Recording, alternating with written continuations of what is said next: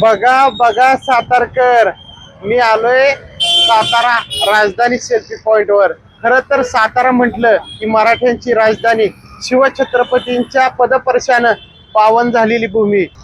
मात्र देशातलं सातारा हे पहिलं असं शहर आहे की या शहरामध्ये साधी सिटी बस सेवा नाही।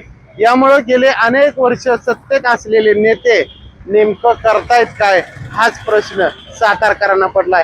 खरं तर सातारा पालिकेची निवडणूक लागली आहे, इतक्या वर्ष झालं हा प्रश्न आहे। सातारा शहरामध्ये सिटी बस सेवा नाहीये। तुम्ही या निवडणुकीमध्ये तुम्ही ज्या उमेदवाराला निवडून देणार आहे त्याला जाब विचारा, नेमकं तुम्ही इतक्या वर्ष काय केलं आणि काय करत होता। बरं का, आम्ही कॉलेजला असताना सिटी बस सेवा होती, पण आता बघतोय का नाही तर रिक्षाशिवाय दुसरा पर्यायच नाही। त्यामुळे सिटी बस सेवा सुरू होणं अत्यंत गरजेचं आहे। सामान्य माणसाला रिक्षाचे दर परवडत नाहीत आणि बस जर सुरू झाली तर खूप मोठे उपकार होतील सामान्य जनतेवर। नाही, दळणवळण ही फार महत्त्वाची गोष्ट आहे आणि आपली सातारा ही मराठ्यांची चौथी राजधानी आहे। म्हणजे तसं बघितलं तर देश पातळीवर आपल्या साताऱ्याचा झेंडा आहे। पण आता तसं बघायला गेलं तर सर्वसामान्य लोकांचं त्याच्यामुळं इतकी गैरसोय होती। आता मी राहिला शाहूनगरमध्ये, समजा तिकडून आता मला जायचं झालं तर स्पेशल रिक्षा केल्याशिवाय पर्याय नाही।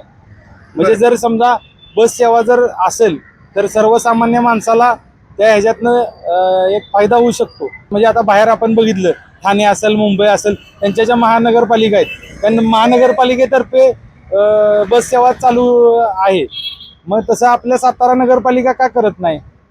तसं केलं पाहिजे, त्यांनी केलं तर सर्वसामान्य माणसांना म्हणजे त्याच्यामुळे केवढं सुखकारक होणार आहे। या गोष्टीचा विचार आता निवडणूक आहेत, निवडणुकीच्या माध्यमातून निवडून येणाऱ्या लोकप्रतिनिधींनी त्याचा विचार केला पाहिजे। वयस्कर लोक आहेत ना, त्यांना भरपूर त्रास होतो। कारण आता पुण्याहून सातारा द्यायचं म्हणलं तर जेवढं तिकीट लागत नाही तेवढं तिकीट आपण स्टँडवरनं राजवाडा म्हणा किंवा कुठल्या इथं जायचं म्हणलं नंतर रिक्षावाले घेतात।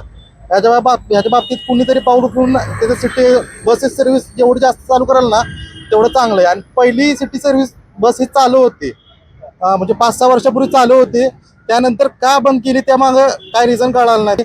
जे बाहेरनं लोक येतात ना सातारामध्ये, त्यांना ही खरंच खंत आहे की सिटी सर्व्हिस बस हे काहीच नाही आहे।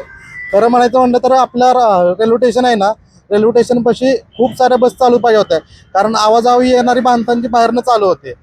तिथं सिटी सर्व्हिस बसची काहीच सोय नाही आहे। या बाबतीत काहीतरी पाऊल उचललं तर एकदम बेस्टच आहे।